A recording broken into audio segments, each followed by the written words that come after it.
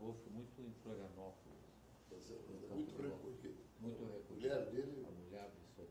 Diz que ela brigou com a Eni, né? A mulher não se dava com a Eni. Ela, a Eni, passou a brigar com o próprio Orlando. Por causa da... Começar? Essa aqui?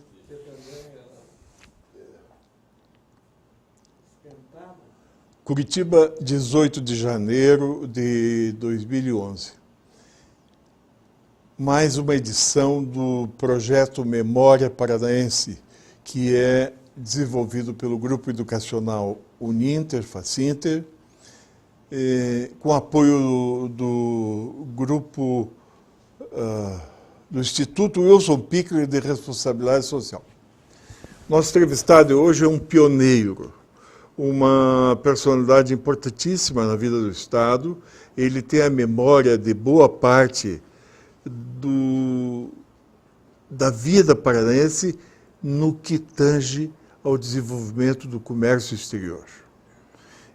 Fernando Antônio Miranda, advogado, homem do comércio exterior, é aquilo que antigamente os americanos chamavam de man about town. Hoje não sei se chamam mais. Era uma pessoa que a cidade conhece, é uma pessoa da cidade, de Curitiba. E é, sobretudo, um homem do Paraná. Conhece suas potencialidades, os caminhos para o desenvolvimento econômico, e ele vem falar conosco, tendo como entrevistadores o Hélio Freitas Puglielli, jornalista, professor, o Luiz Geraldo Maza, que foi contemporâneo de faculdade do nosso entrevistado, do Fernando Miranda, e aqui temos o Vetelino,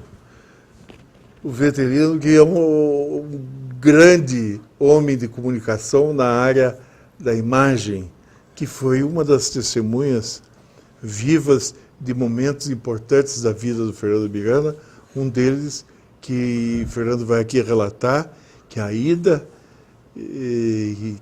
dele ao Paraguai para resolver questões vitais relacionadas ao Banco do Paraná, que então atravessava grave crise, e isso ocorreu a pedido do então governador José Richa. Boa tarde, Fernando Miranda. Boa tarde, muito obrigado. Fernando, nós queríamos que você primeiro se apresentasse. Eu sou fulano de tal, nasci, sou filho de fulano de Beltrano, me criei assim, estudei assim. Desse-nos um perfil geral, inclusive de formação universitária, para entrarmos aí, sobretudo o Hélio e o Maza, conduzindo boa parte. Eu também conheço parte da sua história, e aqui estamos. Bom, eu sou um paranaense de Curitiba, da Rua Fontana. Que ano você é de nascimento? Final de 1933, 19 de novembro, Dia da Bandeira. E filho único de um pai, Ari Miranda, e de minha mãe, Diva Miranda. Meu pai, quando tinha 16 anos, faleceu. Foi para mim um trauma, porque eu fiquei só com a minha mãe, que o ano que vem, 2012, vai completar 100 anos de idade. Que maravilha. Para compensar a perda paterna. Seu pai era carioca? Meu pai era capixaba. Cachoeira Itapemirim. E a sua mãe também? Minha mãe era de Santa Catarina, de São Joaquim, da terra do frio, do inverno. Bem. Triangular no Paraná? Triangular. Daí nascemos lá. Daí fiz todo o meu colégio, no primeiro primário ao terceiro científico, na Praça Santos Andrade, no Colégio Santa Maria. Atravessei a praça e fiz todo a faculdade de Direito da Universidade Federal do Paraná, do outro lado da praça. Quer dizer que você é um homem típico da praça? Da Praça Santos Andrade. Santos Andrade. E com isso, o grande início da minha vida, para poder descrever melhor, foi um pouco antes do meu pai morrer, eu já comecei a trabalhar no jornal O Dia. Que ano isso, Fernando? Isso é 1900, ele faleceu em 1950, 1950. Você era repórter, editorialista, o que você fazia? Eu comecei fazendo de tudo, mas eu tinha até uma coluna chamada Bric-a-Brac da Vida, que tinha o Glauco, tá, Brito, tinham vários. Glauco Flores Brito, grande poeta. O Eric Pereira, tinham vários tal. E nós tínhamos, então, fazia parte policial, fiz muito parte policial, à noite, sair. Então você trabalhou alguns anos lá? Trabalhei vários tempos e fazia também alguns trabalhos. Atravessava a rua e ia conversar com o Reinaldo da Che Pereira, com o Mugiati, o Carbonaro, lá na Gazeta do Povo, que eram os meus também conhecidos. O Raul Vaz? Ou Saúl Bion de Quadros? Foi depois disso, eu acho, porque o Raul não peguei, eu peguei o final, eu acho que do Raul, tá? Era o Eric Pereira, que era o diretor. Depois veio o Magalhães de Abreu. O redator secretário Freitas Neto. Exatamente. Eu fazia uma coluna também semanal, de quebraque da vida, e escrevia contos também, fazia. E a Gazeta funcionava ali próximo? Ali próximo, e eu tinha um bom acesso, porque aprendia muito com ele. Isso era na Avenida Batel? Aprendia muito. O dia era na Avenida Batel? Tudo na Praça Carlos Gomes. Mas ela começou, houve uma época que o dia estava... Ele terminou lá. Esse eu comecei lá e terminei lá. Na Praça Osório ali, na Praça Carlos Gomes, eu atravessava. Sim, era na Praça Carlos Gomes. Era uma grande escola, porque eu ia conversar com eles e via, por exemplo, os editoriais de jornais, etc. O Carbonaro tinha muita possibilidade de escrever, etc., e outros também. Era e a gente se fascinava jornal, por aquilo e aprendia muito. Mas trabalhava também no Jornal à Tarde. Também nós fazíamos Protásio de Carvalho. Protásio de Carvalho com outros, nós fazíamos também trabalhos ali, tínhamos, e a gente foi começando na faculdade, e eu atravessei a praça e fui fazer Direito. Mas nesse meio tempo também tive uma espécie de cursinho que eu dava ali perto da praça da Santa Casa Misericórdia, ali naquela praça. Rui Barbosa. A Praça Rui Barbosa. Nós tínhamos um cursinho que como se chamava o cursinho? Uns 3, 4. Era um cursinho que era iniciante, ele não foi adiante logo, mas eu dava um pouco também de aula de português. Era para direito? Para humanidades direito, para direito. E também dava aula particular. E dei aula muito particular para vários amigos nossos, que um deles noticiava isso em tudo que era reunião, que era no... O Carvalhinho dizia, não vai dizer isso, que fica ruim para mim você dizer que eu fui professor de português, ficava com ele. Mas ele era muito bom, o Carvalhinho, o Edmundo Le Mans, que daí é que vem várias coisas, inclusive Diário da Tarde também, Edmundo Le Mans, que era tudo eles moravam ali na Santos Andrade, no primeiro andar daquele edifício da esquina. Sim. Certo? E com o Josir Marques, o Josir também. O edifício Marumbi. Então, eu dava aulas também ali e ia vivendo. Quando meu pai faleceu, nós tínhamos só casa alugada, tudo alugado, o consultório dele vendemos. E eu fui dentista? Dentista.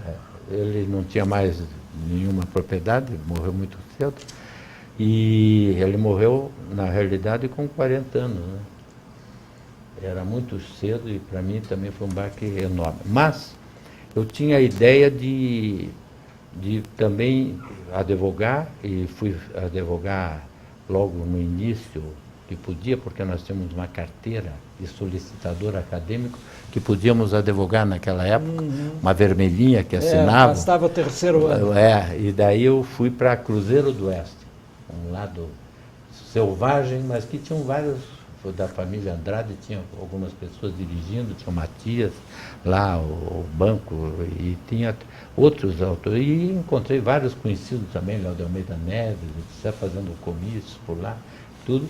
Fui a Cruzeiro do Oeste advogar. A advocacia era em geral, porque não tinha sede da comarca. A sede da comarca ficava naquelas estradas 3 a 4 horas de onde nós estávamos, em Cruzeiro do Oeste, que era Ipiabiru. E que o juiz me ainda dava algumas causas para defender a custo zero, o homem que matou a sogra e tal, que era o doutor Andrigueto, Jorge Andrigueto. E daí ele dava, inclusive, depois para nós um diplomazinho de que tínhamos trabalhado, ajudado, que colaborava, etc. Então, essa advocacia foi muito boa e foi muito pesada, certo? No sentido de tudo que podia ser era advocacia em geral. E na época... Foi uma prática intensiva, se usava muito arma também. As pessoas eram armadas, eu escrevia para o Diário do Paraná, uma parte foi correspondente de lá, escrevia que eles andavam armados, tinha um monte de bandoleiros. Um deles chegou para mim no bar e disse: olha, eu sou bandoleiro que você falou aí no jornal. E ele armado, coisa. Era muito difícil, né? Então era na época que eu acho que o Maza também andava por lá, pelo Diário do Paraná, não sei. Era o Aderbal Strasser, era aquele pessoal. 56. Você foi fundador do Diário, Maza? O Maza, Eu fui. Então estava lá. estava lá, certamente. exato. Então também fazemos isso. E eu tinha uma grande ideia, assim, de que eu precisava estudar no exterior. E eu comecei a fazer, já naquela época, que trabalhava, tinha aquele negócio de posse de terras, tinha tudo isso. Eu quase não aparecia só para fazer as provas e tudo mais, mas eu fiz o seguinte: eu comecei a jogar o meu currículo para tudo que é lado e veio um currículo favorável para a Suécia. Maravilha. Estocolmo, Suécia, Stevenska Instituto, que é um instituto para relações internacionais do governo da Suécia, que tem agora uma rainha brasileira, né? Faz tempo que tem lá na Suécia.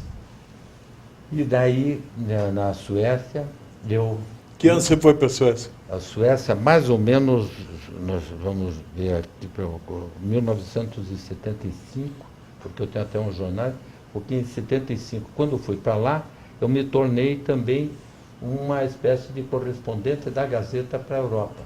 Então eu tenho vários artigos, até publicados, a chamada primeira página da Gazeta, que era correspondente, porque eu fiz Stevenska Instituto. Aliás, o ano certo disso foi 1958, porque eu assisti a Copa do Mundo do Brasil. O Pelé tinha 17 anos e o Vicente Fiola, etc., convidava, não tinha ninguém, não tinha brasileiro lá. Nós assistimos e participamos das reuniões, temos várias fotografias. E você estudou economia lá? Não, lá era Relações Internacionais, eu estudava no Stevenska Instituto. E depois eu fazia até... As aulas eram ministradas em essas inglês, reportagens certamente. eram interessantes, eram em inglês e tinha também um lado português, porque era como relação com o mundo todo, né? Então Portugal fazia parte, me ajudava. Eu estava começando também a aprender inglês, então me ajudei muito, que também tinha português. E as minhas manchetes de jornais eram das Vidania Mokriva, porque eu entrei em Moscou e mandei reportagens de Moscou naquela época, que significa Deus Moscou, tak sumik, certo? E daí vinha a correspondência, obrigado, que era obrigado em sueco. E assim fiz uma série de reportagens durante 2 anos e meio. E dali ganhei mais uma bolsa de estudo. Essa sim foi importante. Essa eu ganhei uma bolsa de estudos foi importante no sentido de minha formação e tudo, na Universidade de Geneve. A Universidade de Geneve foi fundada por Calvino.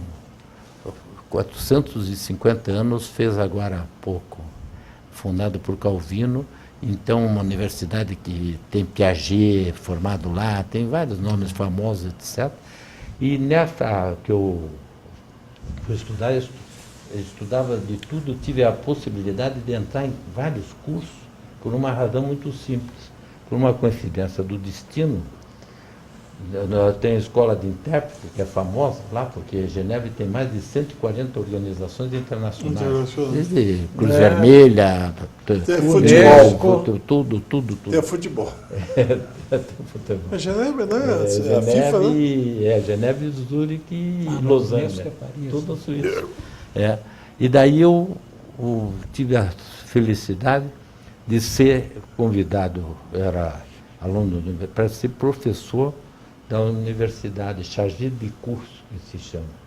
E há uma coincidência muito grande nisso, uma coincidência sensacional, porque lá se dá a aula magna, o professor, que é para todo mundo. Mas como há uma variedade de pessoas, depois você tem que ter grupos pequenos que inclusive vão na sua casa, ou onde você disser, para ser entrevistado pessoalmente. Não é a entrevista para ver qual é o aprendizado que ele teve, não é o aprendizado aquele de fazer sim e se aprofundar, e se era uma pessoa inovadora e tudo mais.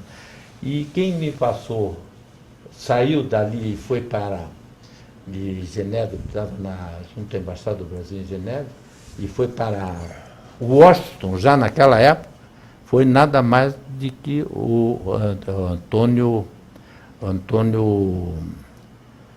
Patriota. O atual ministro das Relações Exteriores. Antônio Patriota, que dava aula, passou para mim, eu fui, certo? Da aula inicial e daí continuei. Então tenho lá no chargé de curso. Isso me possibilitava a poder entrar no restaurante dos professores e o que era mais importante, ir a qualquer aula que eu quisesse. E ficava em que cidade, chargé de Em curso? Genebra. Esse chargé de curso é uma espécie... Chargé de curso é uma espécie de monitor, assim? O chargé de curso é encarregado do curso, sabe? Era o principal, era o professor, era o Patriota antes, e depois passei a ser eu. Então você tinha figuras incríveis, tinha figura lá estudando, que é aluno nosso, que falava até esquimó, que não é uma língua nem escrita, é uma língua oral, puramente oral. Então tinha de tudo, certo? E a rapidez com que eles aprendiam as línguas era incrível, certo? Tinham cabeças de falar 23 línguas, 22 línguas, tinha uns cabeças redondos ali, fabulosos. Bom, então isso me deu a oportunidade de poder fazer todos os cursos. Eu fiz o curso com Henri Lofambiger, que é considerado o pai do ICM, La Valère Ajouté, o ICM, né? Porque eram professores da França, de Nova York e tal, que iam dar aula. Quem era o pai do ICM? Henri Lofambiger, Launfenbg, Lofambiger. Henri Lofambiger. E quando eu encontro com o nosso ex-secretário da Fazenda, aí, que também estudou por lá, ele conheceu Henri Lofambiger, agora do Requião. Heron Arzua. Ele estudou lá também. Com vários outros ele estudou, mas com esse também. E fazia o seguinte, a aula de pintura para saber ver tudo que era coisa, uma curiosidade, psicologia, era uma professora da Universidade de Nova York que dá psicologia, coisa importantíssima, Constituição e direito, várias formas de direito. A minha língua principal passou a ser, em vez de inglês, francês, né? Porque lá é francês.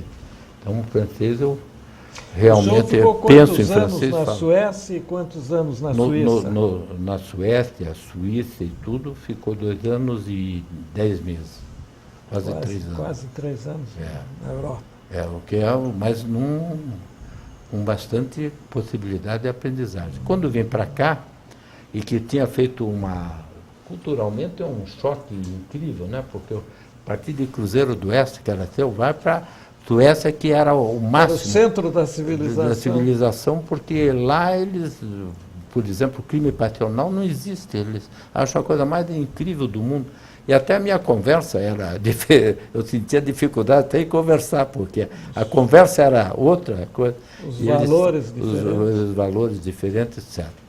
E lá foi bom também por causa de 58, por causa da Copa do Mundo, que eu convivi com eles e tal. Quando o Pelé vem aqui, a gente conversa a respeito, etc. O Pelé tinha, na época, 17 anos. Bom, e daquilo me veio a noção que eu teria que aproveitar aquilo tudo para aqui, em vez de fazer direito criminal, direito isso, que já tinha feito várias coisas, inclusive júris, inclusive um júri famoso contra o Vieira Neto aqui, de um crime na Praça Osório, que eu fiz, a gurizada, nossos companheiros iam todos assistir, a gente foi muito curioso até esse júri com o Vieira Neto, porque o Vieira Neto, em determinado momento, ele disse, porque a testemunha tal fez isso, aquilo. Eu digo, mas isso não consta dos autos, meu Deus do céu.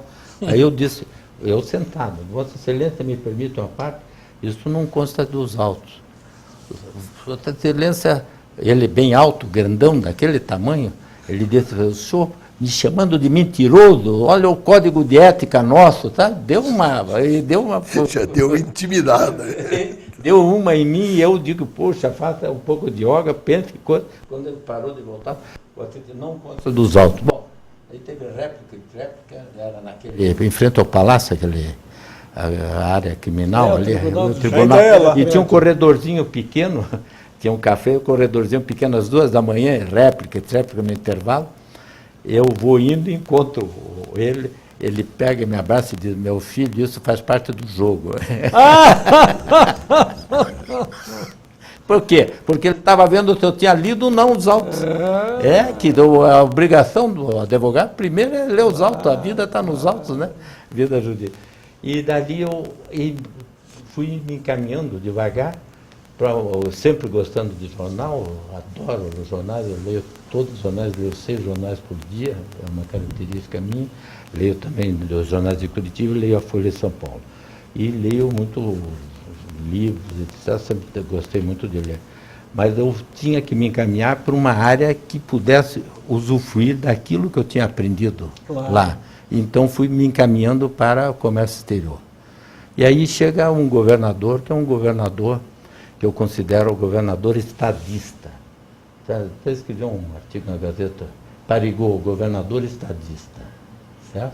Porque aquele grupo da Copel, grupo de coisas, muitos se criaram ali com Parigot, que fazia aqueles estudos de hidrelétricas e tudo mais. O Parigot era fantástico, ele via. E o Parigot disse para mim, nós temos que dar um jeito no comércio exterior brasileiro, paranaense. Como é que estamos aí? Ele estava já no início da doença, né, do câncer dele. E nos tornamos muito amigos. Ele passava de carro, ele governador, me pegava, íamos até Paranaguá juntos, íamos ali conversando, eu até distraidamente disse, governador, não quero lhe dizer nada, mas tem um carro a tempo nos seguido. Ele disse, isso faz parte, era a segurança. E daí o governador, o Parigot, disse, temos que fazer alguma coisa, está todo mundo, os empresários de um lado, o governo do outro, eles não se comunicam. Então digo, vamos fazer uma coisa, governador, vou ver o que existe fui na Bahia, tinha lá um organismo também, mas que não funcionava bem, São Paulo também não tinha. Então, vamos partir para o bom senso. Vamos fazer o Centro de Comércio Exterior do Paraná, Sexpar, em que está o governo do estado e todas as pessoas. Que ano nasceu o Sexpar, Fernando? O Sexpar nasceu nessa época, em 1971, 73. Governo Parigot, né? 71, 73. Que é aquela que nós vemos ali. Tem a segunda folha, a página também já apareceu. Essa primeira foto que é, Fernando? Essa aí é o Delfim Neto, que veio para a abertura solene do Sexpar. Porque o Sexpar é muito, estrategicamente, muito interessante. Centro de Comércio Exterior do Paraná. Todas as entidades do Paraná, quando vinha alguém de fora, alguma missão, ia numa, não ia na outra, etc., eles brigavam entre eles. O Sexpar unia todos, mas como unir-se tinham inimigos até dentro das federações. O Guerra Rego não se dava com o pessoal da Associação Comercial, sabe? Tinham brigas pessoais, etc., outros não se davam. Como é que nós fazíamos isso? Cada reunião, uma vez em cada um. Porque daí o sujeito era anfitrião, era obrigado a receber o outro. Com isso, eu, coordenador neutro, não podendo parte da coisa, conseguimos reunir todas as entidades e todo o governo do... Na foto aparece o Haroldo Pérez, ex-governador. Na segunda foto, logo em seguida, deve aparecer o Parigot. E aquela pessoa... A Mário Demari. Mário Demari. E um militar lá. Exato. Pode pôr a segunda foto? Tá. Aí tem o Guerra Rego, tá vendo? Sim. Falamos há pouco. O Matias Viana de Andrade, o Mário Demari e o governador Parigot. Tá vendo ali o Parigot? Sim, o terceiro. Sim, sim. Então, o governador Parigot, eu fui a todas as universidades, na época tinham faculdades e universidades, convidava os estudantes para irem, convidamos tudo e montamos o primeiro centro de comércio exterior do Paraná, que era o primeiro do Brasil. E fizemos até um seminário de exportação, lotado, com maior entusiasmo. Ali o Matias Viana de Andrade, está vendo? Aquele penúltimo. É o segundo. Ali depois do Mário Demari. Então, na Federação das Indústrias, todo mundo unido, juntos. E fizemos o Centro de Comércio Exterior Guerra Rego da Federação do Comércio, Mário Demari das Indústrias. Exatamente. Né? Então, com isso, o que acontece? Fortaleceu, hein? A agricultura tinha não estava também, tinha todos, hein? tinha também. Madeireiros era o Lídio Bétega, né? Não, era o Altavia Zaniolo, era o ele e o Zaniolo, que eram os principais, o Miguelzinho Zata, eram todos madeireiros e tal. O que era importante é que nós unimos o Paraná, quando fazia uma reivindicação à presidência da República, nós fazíamos fulano, representando o governo do Estado, as federações e tal, todos juntos, e todo mundo trabalhando na mesma direção. E na época, a economia paranaense já estava começando a fazer aquela conversão do café como principal produto para a soja, né? A soja já estava se manifestando. A soja começou, né? Uma pessoa que estava no gabinete, que é o Moisés Lupion, sabe? Estava no gabinete dele, eu, o Osíris, o Reinaldo, nós trabalhamos no próprio gabinete dele, eu trabalhando na Secretaria do Estado do Governo, e o Newton, o Weigert, Nivo Weigert, e trabalhava no gabinete também, era o Mujatinho, o Mujat pequeno, aquele todo mundo. E lá eu via o dia que o senhor Moisés escreveu num papel soja. Ah, é? É. Em que ano isso? Deve ter sido nesses anos do São Moisés. Segundo governo do Moisés. 50 e pouco. Quer dizer, ele já tinha visão que a soja era a redenção. Os Íris de Brito trabalhavam conosco também. Os Íris. E depois eu deixei o meu lugar para o Jairo Ortiz, porque eu fui para a Europa, daí o Jairo ficou, certo? No meu lugar, ficou mais na Secretaria do Governo. Que ele foi casado com a Fernanda? Com a Fernanda.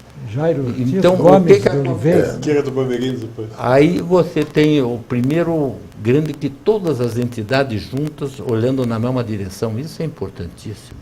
E o Delfim Neto para abrir, o Bamirindos para abrir, daí tem consequências muito grandes para o Paraná.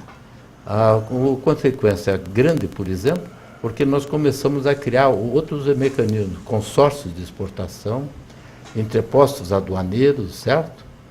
E consórcio de exportação para a África do Sul, entrepostos aduaneiros na Ilha de Malta e também no Porto de Ave, depois eu explicaria sobre isso. Mas a grande explicação é que o Delfim Neto, numa das vezes que veio para cá, no BADEP, ele fez um discurso, eu fiz um outro, saudando, e ele fez outro. Nós viemos aqui no Paraná para aprender a fazer comércio exterior.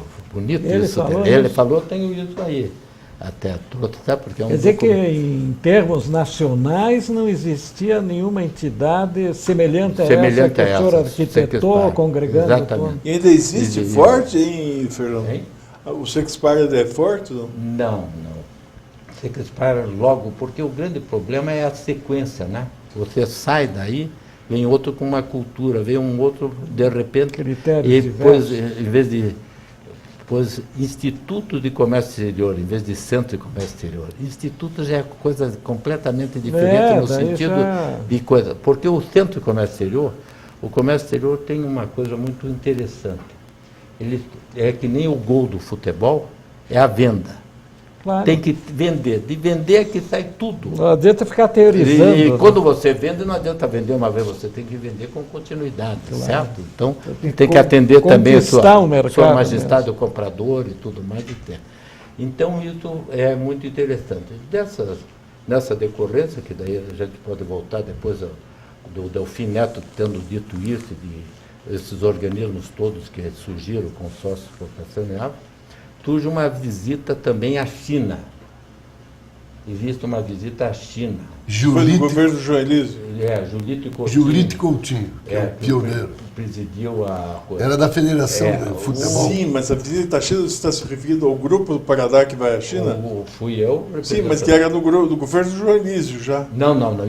É outra coisa, estadual. O Joelísio foi para a Rússia e eu era o secretário na época do Joelísio. Mas do Joelísio não teve uma ida à China também? Não. Teve também, mas pouco. Foi, inclusive, o Doni foi e tal, mas era outra coisa. Depois explico que é na secretaria. Sim. Mas a visita à China foi muito importante. É um grupo, talvez ele tenha aí a terceira imagem. Aí ainda é a África, madeira para a África, produtos, o governador presidente. Aí a visita à China, olha o Julieta ali, bem na frente. Está vendo? Quem? Primeiro aquele Giolite Giolite Coutinho. Está saindo até um isso livro aí, sobre Fernando? ele. O Giolite Coutinho é de 73 e 74. Você está aí, né? Lá Tá ali atrás, em cima? lá em cima. Perto do galho ali, né? Aí é extraordinariamente importante para o Paraná essa visita, sabe por quê? Porque quando eu fui daqui e me encontrei com alguns outros, ali tem um monte de chineses também misturados, então foram um grupo de 10 ou 12 brasileiros, inclusive foram 2 indicados pelo Itamaraty. Te lembra bem, Mada, que os Estados Unidos fez as pazes com a China através de um grupo de ping-pong, lembra? Isso era famoso? Nixon. E o nosso fez esse papel. O do Nixon, né? Foi o papel nosso, foi esse. Tanto é que foram 2 do Itamaraty, sem falar muito. Um era até da família do Gon, da mulher do Gon. Da Dona Luísa. Da Dona Luísa, que tem diplomatas na família, também está ali no meio. Bom, o que acontece nisso? Quando nós fomos, nós paramos em Tóquio, Japão, e o embaixador nos chamou para um briefing. Queria dizer o seguinte: olha, é importante a missão de vocês pelo seguinte, porque a Argentina está nos criando muito problema por causa de Itaipu, e a Argentina tem relações diplomáticas com a China, e o Brasil precisa equilibrar isso. A Argentina tinha já um outro tipo de política externa, estava mais feio, e o Brasil não, e a Argentina está metendo pau em Itaipu. E vários empréstimos que... Bomba hidráulica, eles falavam. Que Buenos Aires poderia desaparecer. Alterar o Rio da Prata, né? Aquela coisa toda. E nós precisamos ter a China do nosso lado, porque a China tinha um grupo na África muito importante. Ali na China, a China fez, na região da Zâmbia e Tanzânia, perto da antiga Rodésia, que é de inglês, ele fez muitas estradas de ferro e foi criando economicamente um laço muito com alguns países africanos. Desde aquela época? Desde aquela época. Você veja que a visão... Porque eles continuam fazendo isso. Continuam fazendo a mesma coisa, em toda parte. Foi um início. Eles estão, na verdade, alugando parte da África hoje. Né? Claro. Hoje a China investe maciçamente em áreas. E já tem uma tradição. E produz agora commodities à vontade lá. Estradas de ferro inteiras, levando a economia daqueles países cresceram por causa da China. A China já fazia. Então nós precisamos ir lá para conseguirmos o reatamento das relações Brasil e China, que depois saiu. Então foi uma visão histórica. Que ano foi o reatamento, Fernando? Deve ter sido, mais ou menos, pelo meu calendário aqui, 75. O que era importante, porque aí o Paraguai e tudo mais estavam numa situação muito difícil, e nós tínhamos que... A Argentina puxava também, e na Escola Superior de Guerra se lia, na escola aquela tradicional, antiga, o grande problema de uma guerra entre Brasil e Argentina teria o Paraguai como ponto de acesso, ou de um lado ou de outro. Então eles faziam muito, e o Paraguai usufruía também dessa competição entre eles. A situação pendular. Então essa viagem foi muito importante. Aí o que acontece? Nós temos também que falarmos que nós fizemos um trabalho muito interessante. Tem outra foto aqui para ver, ué? Pode pôr outra. Aí aquela ali, a Márcia Chagas Freitas, lá na China, a filha do governador Chagas Freitas, eu, um grupo que está lá, o Julito, bem no ponto esquerdo, já pode passar para outro. Paraná preside a reunião Genebra. Bom, daí, o que acontece? Eu comecei a cada vez me aprofundar, e vi uma coisa aqui incrível, né? Que era o caso dos nossos madeireiros, certo? E perdiam muito tempo os nossos madeireiros e dinheiro da seguinte forma: a madeira de imbuia leva 400 anos para crescer, 400 anos. Essa madeira ia para a África do Sul, os madeireiros lá, Boyers, holandeses e tudo mais, e ingleses, eles aproveitavam isso, tinham mão de obra barata, que eram os pretos e tudo mais, trabalhavam. Eles faziam o seguinte: um design maravilhoso, faziam móveis, etc., e exportavam a nossa embuia de 400 anos, madeira resistente, para os Estados Unidos no avião da South African Airways. E nós aqui estávamos sendo comprados pela África do Sul, porque eles vinham aqui e diziam: você, madeireiro, está com folha de pagamento final de mês e tal, nós te damos, faz um preço melhor, e levava a preço vil essa. E Embu acabou praticamente aqui. Daí o que eu fiz? Eu conversei com as autoridades brasileiras, as autoridades nos ajudaram. Baixaram uma normativa que só podia ser exportado através de um consórcio de exportação. Certo? Um consórcio de exportação que nós fizemos aqui, que eu coordenava, porque o coordenador tem que ser neutro, não pode ser madeireiro, senão um desconfia do outro que está levando. E desse consórcio, nós começamos a exportar para lá da melhor qualidade, então se chamava Prima 1, Prima 2, Prima 3. Impedindo então, o aviltamento de preços. Tem um livro né? aqui que é interessantíssimo, esse livro, que é em inglês, Joint Export Marketing Groups, esse é das Nações Unidas, em 6 línguas, International Trade Center, que está ligado em Genebra, certo?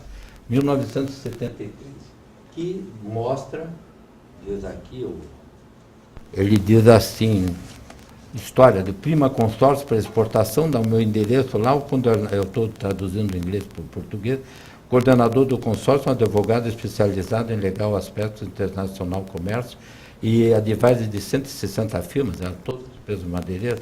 Muitos dos seus clientes são na área de madeira ou chá. Esse consórcio, que o advogado foi o Sérvio, tornou-se presidente quando o grupo foi formalmente acordado. É um exemplo de como o grupo pode ser iniciado através do esforço do indivíduo. Então, nós impunhamos, só vai comprar pelo nosso preço. Claro. Tá? Porque eles deixavam a nossa madeira lá no porto de Durban, por exemplo, solta lá. E você, como é que ia buscar a madeira de lá, se você teria que entrar com qualquer ação, tinha que pôr uma moeda de rand para poder discutir, podia perder, e você tinha. Eles não tinham nem dinheiro, ia ter rand. Então, através disso, eles puseram os preços normais. Aí as Nações Unidas escreveu esse livro e espalhou pelo mundo inteiro, em 6 línguas, né? Então, eu comecei a fazer estão falando do seu grupo e da sua atividade aí, né? Apontando atividade, como exemplo, tem né? outros exemplos também dentro aqui, apontando como exemplo. Como, que na rua Barão do Rio Branco, tal, veio um casal de ingleses, jornalistas ingleses, e publicou a história. E daí, a partir daí, as Nações Unidas convidou, eu comecei a viajar pelo mundo inteiro fazendo palestras.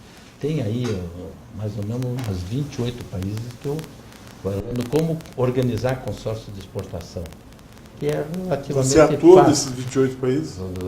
Tem a palestra em tudo que é Chile, todos aqui na Suécia, toda parte, palestras e montagem de consórcios de exportação que são muito importantes. Então, Paraná preside a reunião em Genebra. Quando nós nos reunimos em Genebra, lá a presidência, está vendo? Está ali, International Trade Center, organismo das Nações Unidas, foi eleito oposto por 10 votos contra 3. Eu fui contra o delegado de Israel. Vitória esmagadora. E daí, com isso, a Madebras Trading, com características próprias, da realidade do. Então, com esse tá saindo bem agora, com esse consórcio de exportação, nós fizemos também em vários países, e com isso também levantamos também várias possibilidades de negócio do Brasil, de vir de lá para cá, além de exportar tecnologia, exportar isso aí também foi feito. Bom. E além da madeira, que outros produtos, o consórcio também? Desculpa, eu tenho que parar por causa do áudio. E agora? Nós estamos falando naquilo ali e mostrando que ali fala o Shakespeare, bem embaixo, o coordenador do Shakespeare foi convidado para oferecer palestra, América Central, Nairobi, na África, Indonésia. Bom, mas o que é interessante, o que interessa é o que vem de bom para o Paraná. Quando o Delfim Neto esteve aqui, lá no BADEP, fez o discurso, dizendo que ele estava muito feliz e que estavam aqui aqui está o discurso dele, para aprender com o Paraná, como se faz comércio, a pertinácia dos homens do Paraná, que souberam superar cada uma das dificuldades que a Fazenda Nacional criava para a instalação desse entreposto. Quando ele fala isso, eu tinha sido orador, eu pedi a ele algo, que ele levasse ao Conselho Monetário Nacional o seu Avelino Vieira. Puta, foi um aplauso danado, ele matou na hora. O seu Avelino foi, aí teve um almoço na casa do Mário Petrelli, aqui, tinha um jardim, o seu Avelino estava lá na balança e disse para mim, Fernando, você me deve essa, hein? Eu estou lá, o sonho dele era ir para o Conselho Monetário Nacional e foi realizado. O equivalente, o Dierno é o Copom. Agora, no passado era o Conselho Monetário Nacional. E ele, banqueiro tal, foi indicação tua, né? É, indicação minha no discurso. E isso, mas por quê? Porque quem ganhava nisso, saía ganhando nisso, era o Paraná. E aqui ele diz, aqui, o Delfim, que o Brasil todo, no discurso dele, o Delfim é muito inteligente, ele diz assim, olha, o Brasil todo não se surpreenderá com o que o Paraná vai fazer no campo de soja. Naquela época, eu sublinhei, Paraná vai fazer no campo de soja. Você vê que é visão. O grande problema é a visão do estadista, né? Ver lá para frente, não é o político normal. Bom, agora nós temos aquilo, já passou, já pode pôr mais uma. O status jurídico do Sexpar, ele era... Bem, o mais simples possível. Não era um órgão público, não foi criado por decreto? Foi criado reconhecido por decreto? tal como o Sexpar também, para coordenar, etc. Bem, mas sem nada de amarras, nada Sem de muita burocracia, sem nada, sabe?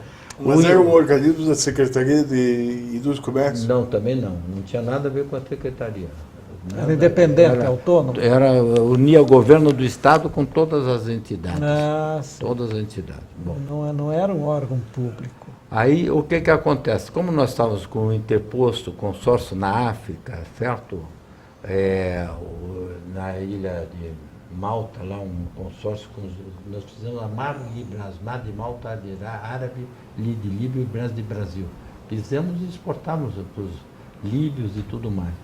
Só que é evidente que a Líbia tinha lá em Jeddah, fazia produtos brasileiros, aqueles canhões em cima de tanques, certo? Aqueles canhõezinhos fortes, violentos. Estava cheio de brasileiros lá com o Gaddafi.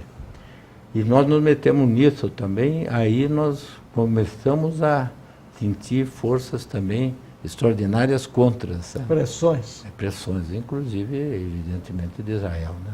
Foram pressões grandes, normais, dentro da geopolítica que existia na época. Claro. E aí é que eu conheci melhor o Eliezer Batista também, que trabalhava na Vale do Rio Doce, na Europa, que nos ajudou a pôr o entreposto na Ilha de Malta. O Eliezer estudou aqui em Curitiba. Boris Bacana. O pai desse...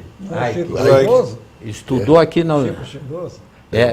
aqui na Universidade Federal. Ele estudou e morava ali na Dr. Favre, na Mintas de Barro, Mintas de Barro, bem no edifício Copacabana, bem na esquina ali, perto do Guaíra, bem em frente ao Guaíra. Sim, ali na Rua do Rio, antiga Rua do Rio.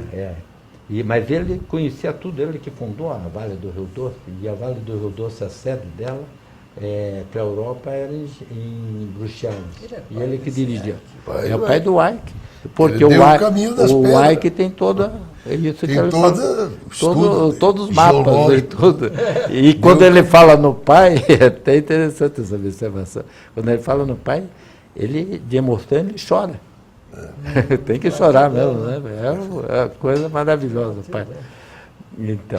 Então, esse foi um ponto. Aí aquilo lá, Férias Suecas de Urso Branco, né? A terceira de uma série de reportagens, o Fernando lá, Suíça, Inglaterra, em 20 meses, né? 2 anos. Então, mas isso foi antes da sua isso foi, isso estava aí passado. Né? Pode passar aí, Banco do Paraná. O que foi esse episódio do Banco do Paraná? O ano? O Banco do Paraná, estava o o governo paranaense, o governo do Paraná estava alucinado porque todo dia saía notícias do Banco del Paraná. Era o Lembra? Richa, né? Era. O Richa estava desesperado também, e isso. Daí o Richa me chamou, eu estou encurtando os caminhos, né? Sim.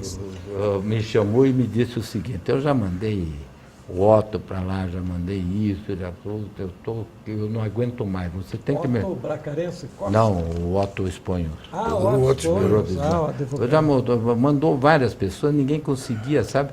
Eu estive lá uma vez e vi, e era uma confusão porque eles iam pescar, iam fazer tudo, menos resolver. Não que tinha que agradar os paraguaios, para os paraguaios e coisa, mas não era bem assim. Bom, o que eu bolei? Eles tinham aquele negócio de que eu era para resolver problema difícil, era comigo. Então eles disseram assim para mim, o Richard disse, eu não aguento, me chamou sozinho lá na coisa, não aguento mais, você tem a minha disposição, à tua disposição, o que você quer? Você tem o meu avião, já está à tua disposição, quero que você faça o que coisa, mas me resolva isso. E o que mais que você quer? Eu digo, eu só quero mais uma coisa, eu quero um fotógrafo chamado Ventelino. Por isso ele está aí hoje. Ventelino. E porque, deixe comigo. E daí fui. Daí eu comecei a ir a várias reuniões, ministro da Fazenda, ministro disso, ministro daquilo, etc. E a coisa estava, de uma certa forma, se aplanando.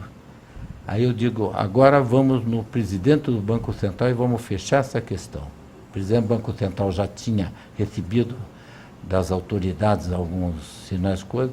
Eu digo, presidente, que é o presidente do Banco Central do Paraguai, olha lá, Banco del Paraná, ele com a máquina fotográfica. Eu digo, nós precisamos resolver de uma maneira, não adianta texto, não adianta nada.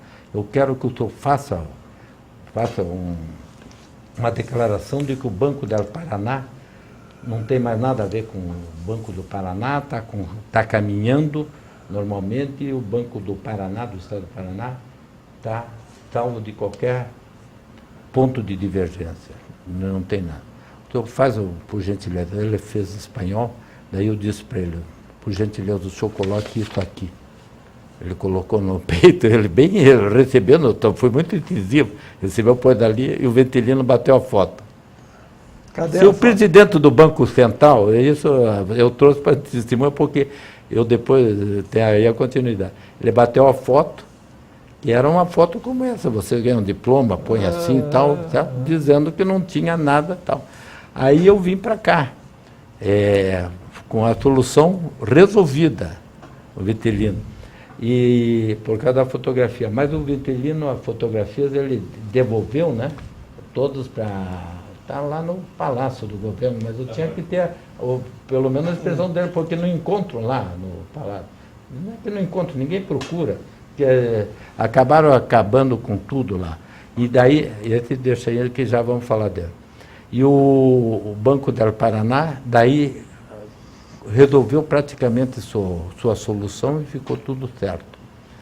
Então, por isso que nós trouxemos Ventelino, porque quando eu cheguei aqui, fui para a Casa da Praia, estava lá já, o Álvaro Dias estava lá, o João Elísio estava lá, todo mundo, porque tinha sido solucionado depois de muita luta, porque nada, só o texto não adianta, sabe? O texto tinha que ter o presidente do Banco Central, quem mais acima dele que tem, é a área dele. Quer dizer, o problema problema foi solucionado com a desvinculação. Com a informação de que estava desvinculado o banco. Pelo presidente do Banco Central. Aí não tinha mais o que discutir, estava isso. Aí ele veio para casa. O Ventelino, é possível mostrar o Ventelino, por favor? Isso. E a importância do fotógrafo também, né? Ventelino Teodorov.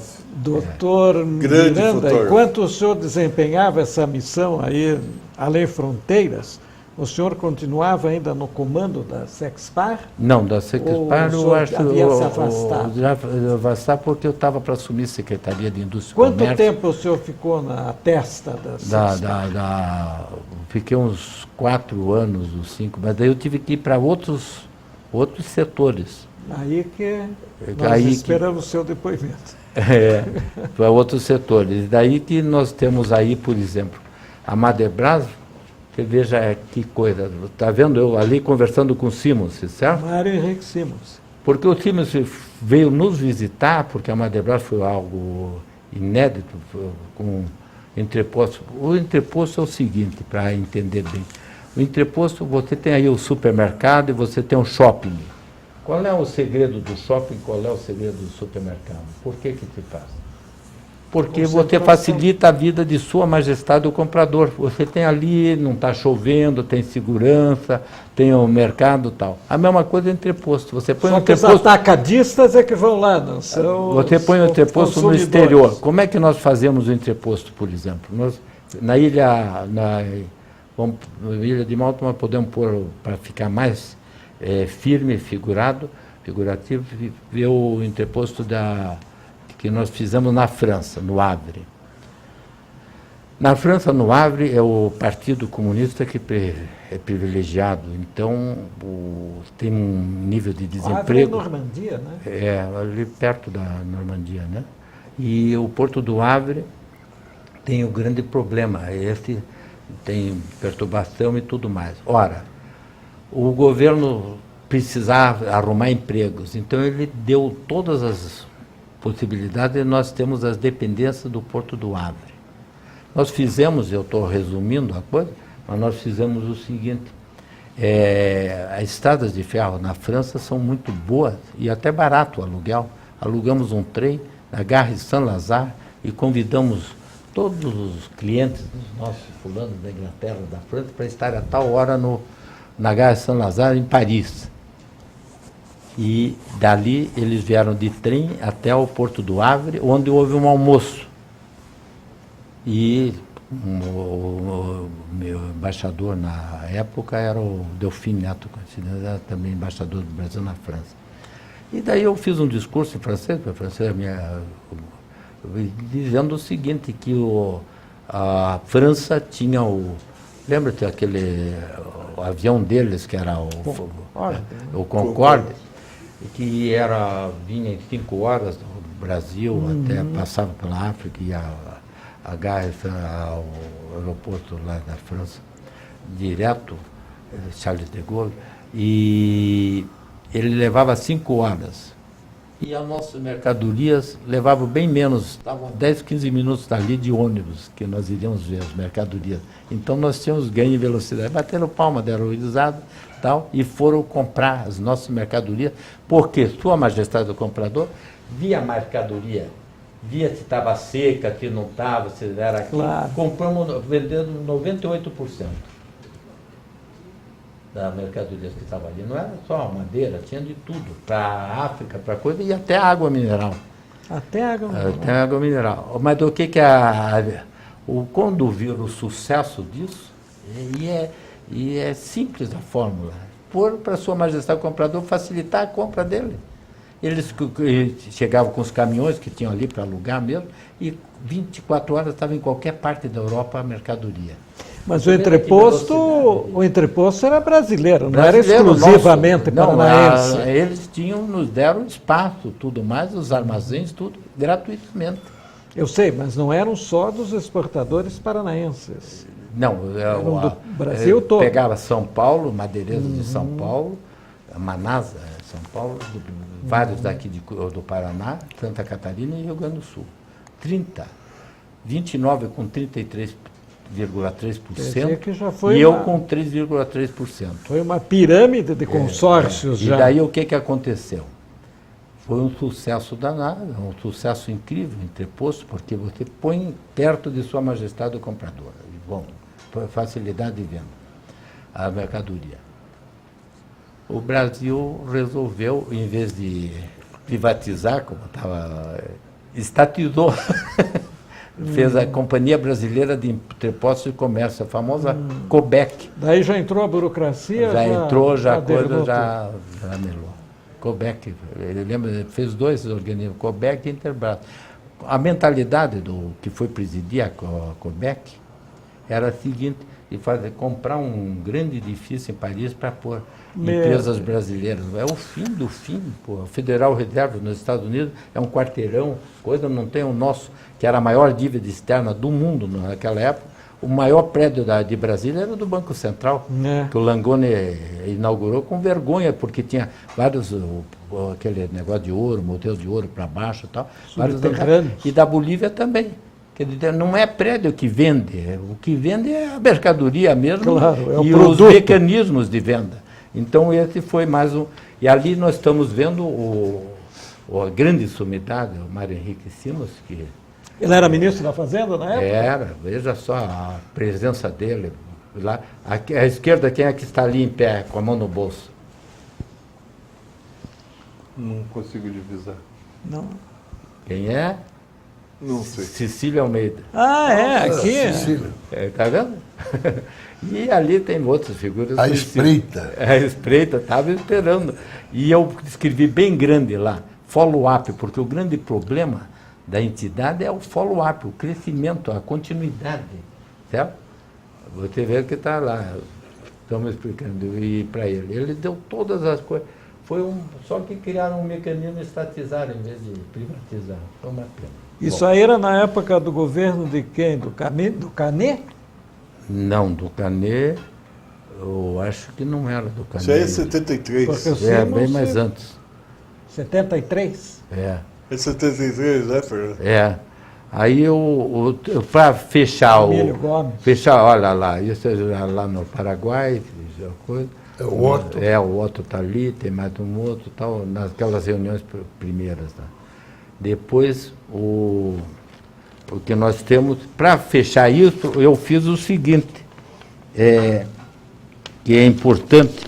Não adianta você ter uma série de mecanismos, entrepostos, consórcios, como nós verificamos e tudo mais, e você não ter uma faculdade. Então, nós fizemos a primeira faculdade, a FACE, de comércio exterior, com a família do ex-prefeito daqui, o Algacir Meder, e a Clô Meder, todos, que é a filha dele, que eu tinha 50%, ele 50%, fizemos uma faculdade, a FACE, que formou muita gente, que é muito bom para... Claro. O Heitorzinho. Cria uma massa crítica. O Heitorzinho. Na época eu era só naquela época, eu entrava eu era o diretor da faculdade, entrava, faltava o professor, é comigo mesmo. Depois, com a vinda do computador, não tem como você for. O sujeito sabe mais do que você, porque na noite anterior ele pega determinado fato e traz, você não tem mais. Desapareceu o conhecimento está ali. Então, a FACE que foi depois vendida posteriormente ao Positivo. Ah, foi vendida ao Positivo? E daí nós completamos um entreposto. Daí o que nós temos aí? Algumas conversas só para perguntar, que talvez vocês tivessem curiosidade de saber. E o Mercosul funciona ou não funciona? Pode passar mais uma, faz favor? Aí nós no Paraguai também, pode voltar. Esse é só por uma questão emocional e sentimental. Essa moça do lado esquerdo é a Márcia Kubitschek.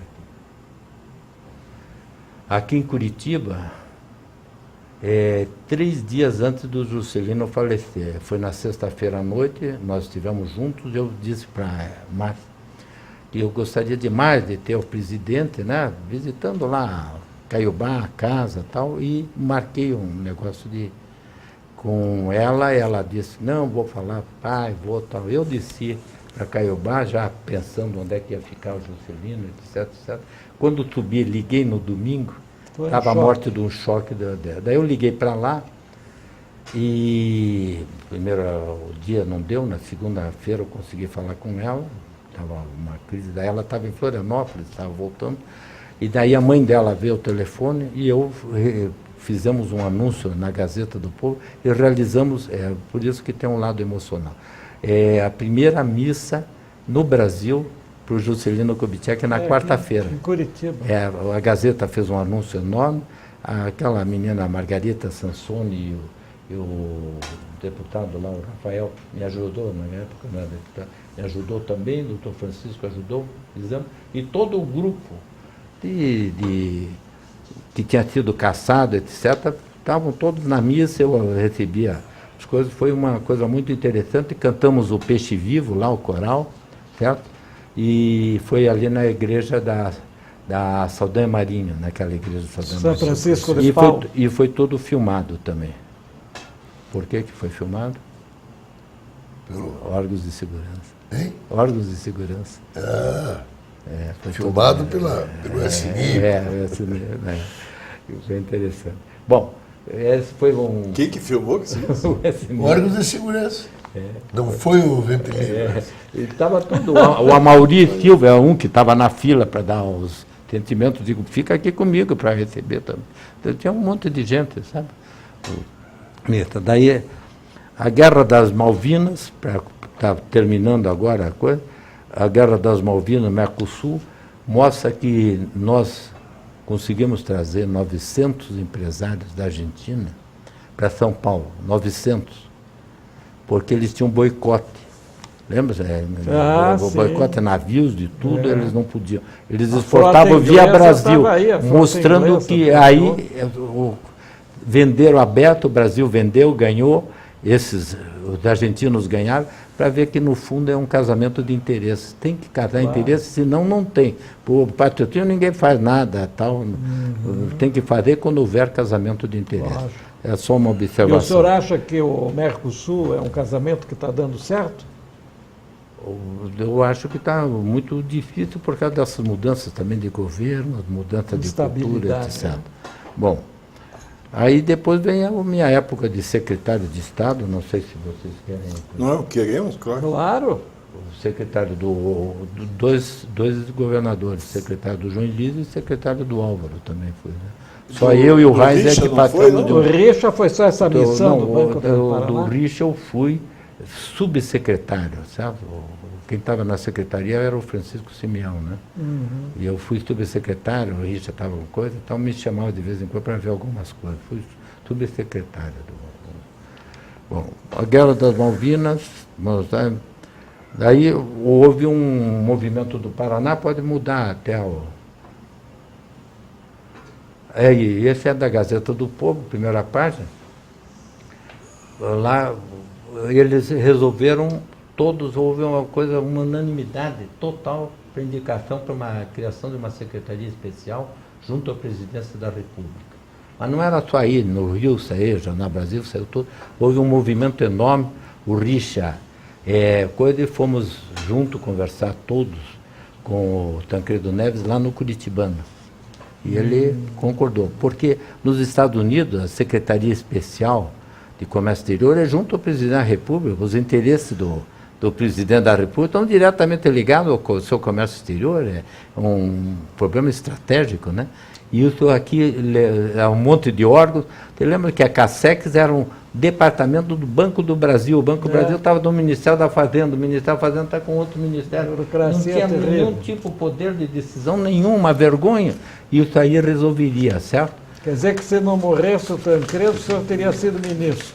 Pelo menos ele nos falou todo. Mas aí saiu, na época, o interessante não foi ninguém contra. O que era importante, claro. Podia ter, né? Mas mesmo em São Paulo, jornais, coisa nada contra. Bom, criação Secretaria Especial de Assuntos Externos, governo Álvaro Dias,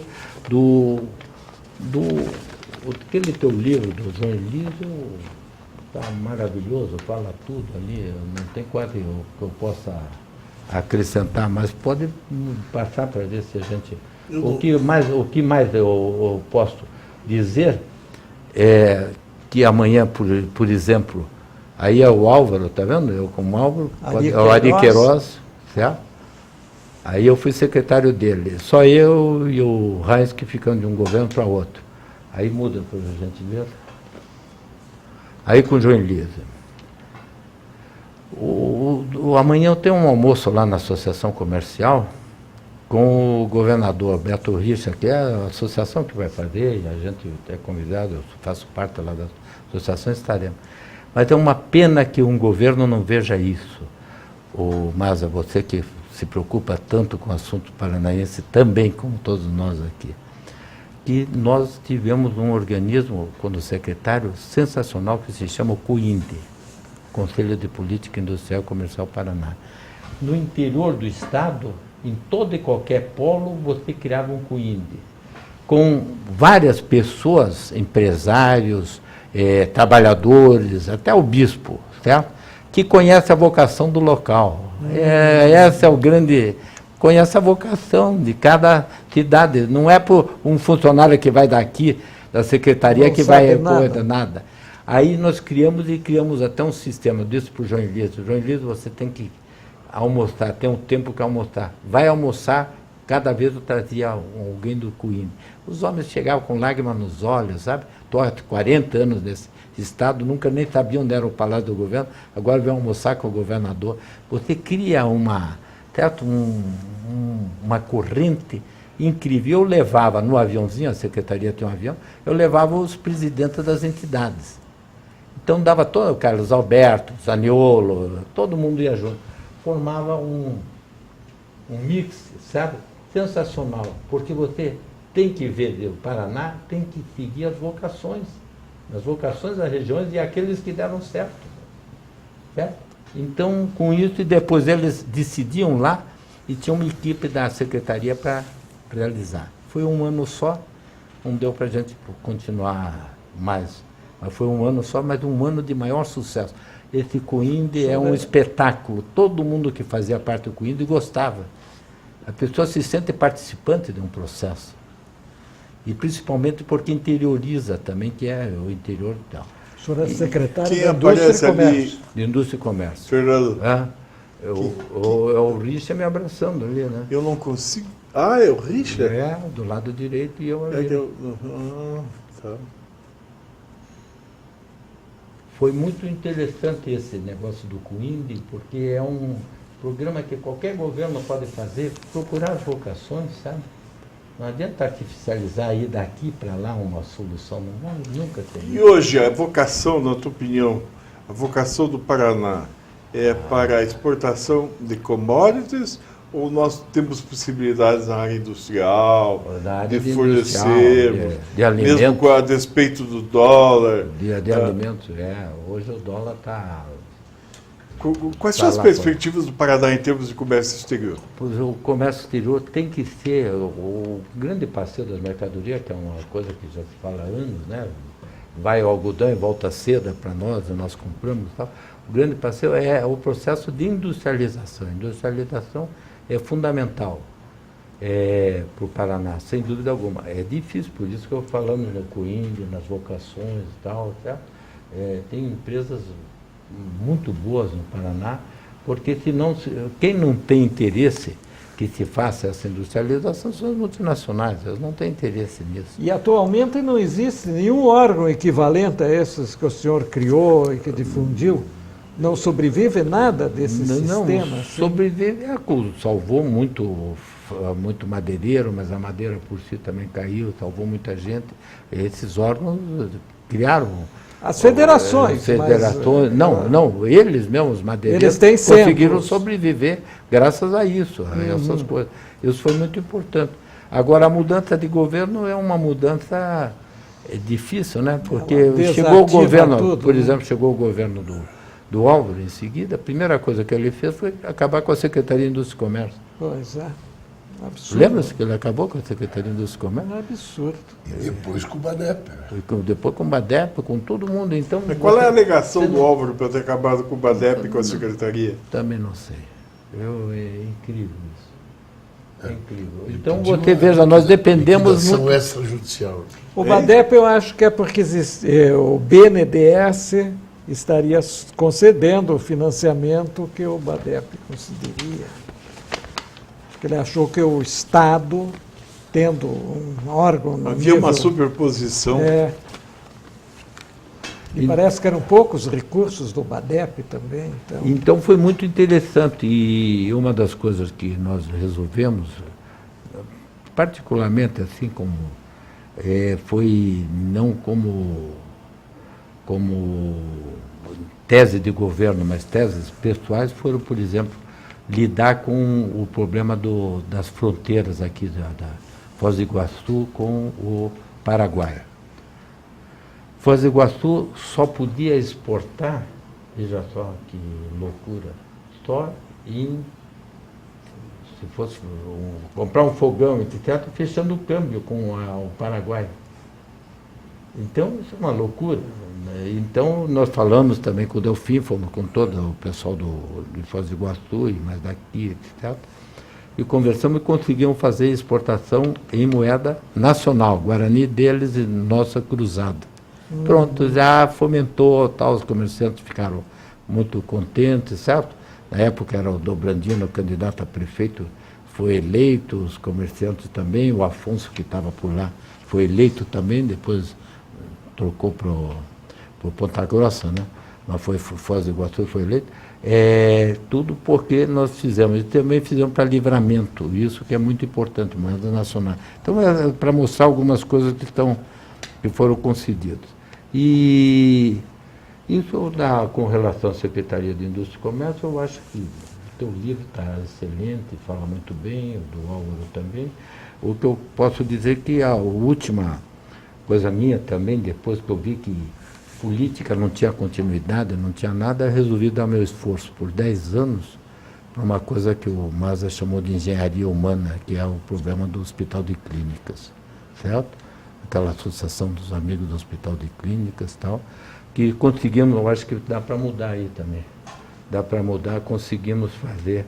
Aí, olha lá o Dobrandino, do lado direito lá, prosperou a beça ao Foz do Iguaçu, graças a isso. Moeda, daí o sujeito comprava com a moeda, o Guarani e fechava, não tinha que fechar câmbio, nada. Fechava o negócio com moeda nacional. Vai passar, né?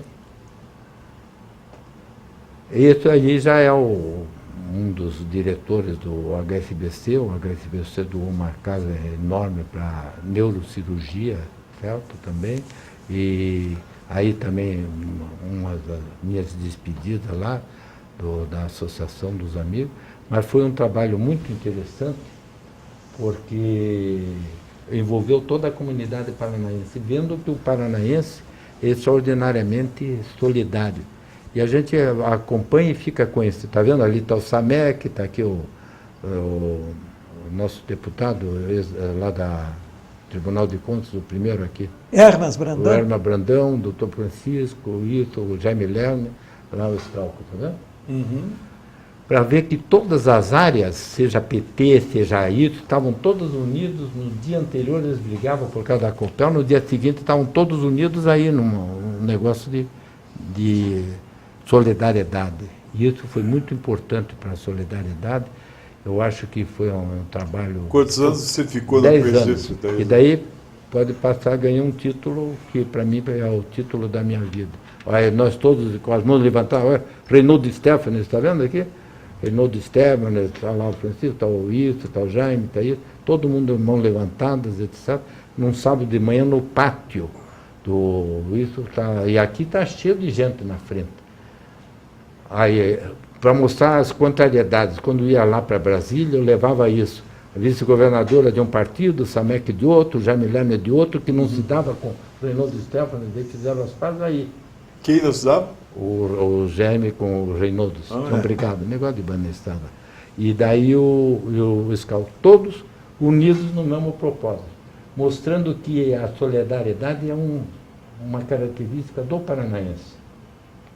Eu acho isso muito interessante, porque nós temos, eu vou te dar um dado agora, é impressionante, 10% da população paranaense, ou seja, 1 milhão de pessoas, estão diabéticos.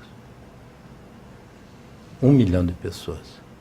A população do Brasil, com relação ao mundo, também é muito grande, dá 20 milhões no Brasil de diabéticos. E, no entanto, eu tenho trabalhos prontos para demonstrar, porque as pessoas morrem nesses grotões aí, perdem braços, perdem isso, sem saber nem o que é diabetes, nem o que é isso. Sabe? É uma tristeza danada. Aí o que acontece? A solução está bem fácil. A Índia fez uma solução de prevenção. Diminuiu 80% a Índia. Por que nós não podemos imitar? É tão fácil, porque é prevenção, não é nada de gastos maiores, nem nada tal. Então está faltando políticas, sabe? Mas nós olha bem em todas as áreas, né? Hein? Questão de saúde em todas as áreas. Questão de saúde, mas para você ver um exemplo só para poder ver. Eu tenho todo esse material com relação à saúde. A Índia, os países que fizeram prevenção diminuíram consideravelmente, porque a prevenção é tudo. E facilitar. Então, eu terminaria com esse problema. Tem mais uma aí, que é a sociedade. Aqui é o título que eu recebi lá de benemérito da universidade. Da Universidade Federal. Pode virar. É o maior título que eu recebi.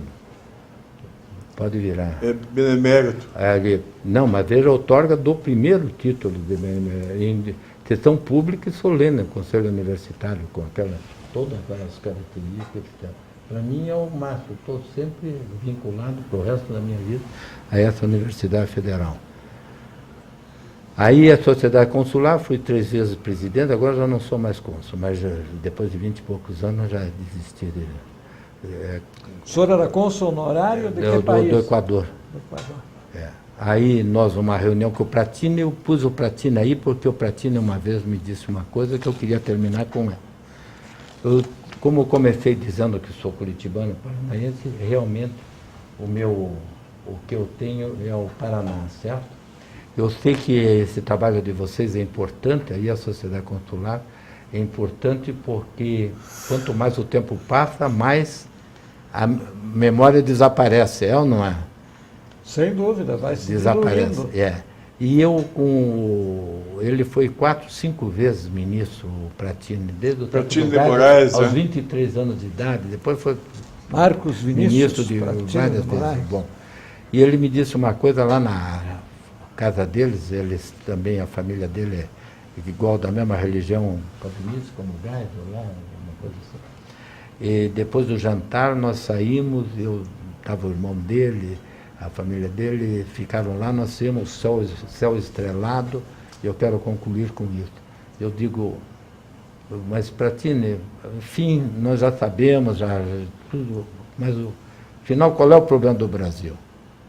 Ele disse, o problema do Brasil é cultural. E isso eu acho tão importante, porque a cultura da eficiência, a cultura disso, a cultura até ética, a cultura e tal, é importantíssimo, é fundamental. Então, eu acho que esse seria um bom fecho com algo assim, até citando uma americana também, judia americana de Nova York, Ayn Rand, que escreveu de teoria aos self chineses e agora escreveu A Queda de Atlas, que é considerado o segundo livro mais vendido dos Estados Unidos depois da Bíblia. A Queda de Atlas. São 3 volumes, certo? E ela termina falando também no problema, o problema é cultural. Se nós não melhorarmos nossa voz, não temos nem sabemos para onde vamos. Claro. E aquilo de aproveitar suas vocações, eu disse, até com isso eu agradeço a paciência de vocês. Uma pergunta final, Mulherli e Maza. Não, a minha pergunta é nesse seu itinerário existencial, qual foi o momento em que o senhor, digamos, foi mais gratificante para o senhor, excetuando essa parte do Hospital de Clínicas, mas em termos assim mesmo de econômicos, de incentivo à economia do Paraná, quando é que se sentiu mais realizado? Foi da África do Sul, de ver que nós estávamos sendo espoliados, o governo veio ao nosso lado, nos ajudou, e nós começamos a exportar só por decisão de governo. Então, através de um consórcio Acabou de exportação, terminou a festa deles, e eles daí pagavam direitinho tudo, todo mundo ficaram felizes e estão aí, alguns sobreviveram graças a isso. Antes eles eram alijados, o sujeito vinha com dinheiro aí, comprava tudo Esse foi o grande momento desta área. O outro setor foi eficiente mesmo. Bom, e o Porto de Paranaguá, como fator, quem está empenhado em exportação, depende do porto. E esse porto sempre foi estrangulado. Sempre foi estrangulado. Porto de Paranaguá é o grande problema. Quando o Beto foi lá visitar a Associação Comercial como candidato, a pergunta sobre o Porto foi a minha. E todos vêm com a resposta que vamos dar, olhar, etc. Eu ia fazer amanhã, ter que fazer a pergunta, também ia fazer sobre... Mas não adianta, o Porto é um assunto que tem que ser levado muito a sério, não é uma coisa importantíssima, sabe? Nós não podemos estar perdendo de uma maneira estressante, até estressante para Santa Catarina. Sabe? Os portos de Santa Catarina estão sempre sendo privilegiados por causa da ausência do Porto de Paranaguá. Com um detalhe, investimentos do Porto de Itajaí são quase 3 bilhões de investimento privado. Privado, pois é. Então você veja quanta coisa, o Porto de Paranaguá é realmente um problema seríssimo, sério. Aliás, é o maior de todos na área de comércio exterior. Né? Muito obrigado. Nós agradecemos a Fernando Miranda pelo precioso e oportuno depoimento para esse projeto Memória Paranaense do Grupo Universitário Facinter Uninter. Até uma próxima oportunidade.